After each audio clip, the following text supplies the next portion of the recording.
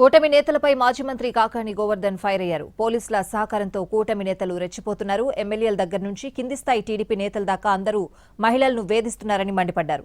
వ్యభిచారం చేస్తూ పోలీసుల రైడ్లో పట్టుబడిన సర్వేపల్లి టీడీపీ నేత రాధాకృష్ణయ్యను పోలీసులు కావాలని వదిలేశారని ఆరోపించారు. లాడ్జ్లో దాడి చేసిన సమయంలోనే సీసీటీవీ ఫుటేజ్ని బయటపెట్టాలని డిమాండ్ చేశారు.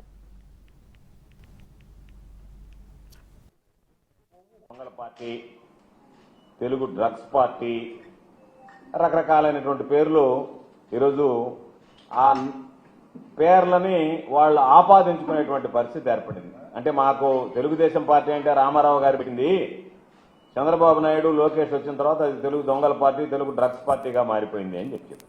అవినీతి అక్రమాలు కాకుండా కొవ్వు పట్టి ఈరోజు ఈ సమాజంలో అనైతిక కార్యక్రమాలు, అసాంఘిక కార్యక్రమాలు జరుగుతుంటే దానికి పోలీసుల వంతపడి వాళ్ళని తప్పించి వేయడం అనేటువంటిది ఇది అత్యంత దౌర్భాగ్యం అనేటువంటి విషయం.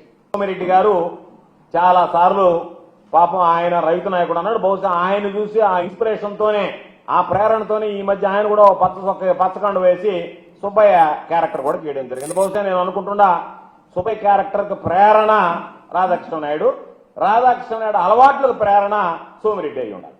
దానివల్ల వాళ్ళిద్దరూ ఇచ్చిపుచ్చుకునేటువంటి ధోరణిలో ఈయన పద్ధతులు ఆయన కాపీ కొట్టడం, ఆయన పద్ధతులు ఈయన కాపీ కొడుతున్నటువంటి నేపథ్యంలో ఈ మధ్య పాపం ఆకుపచ్చ కండువా పక్కన బారేసి ఆయన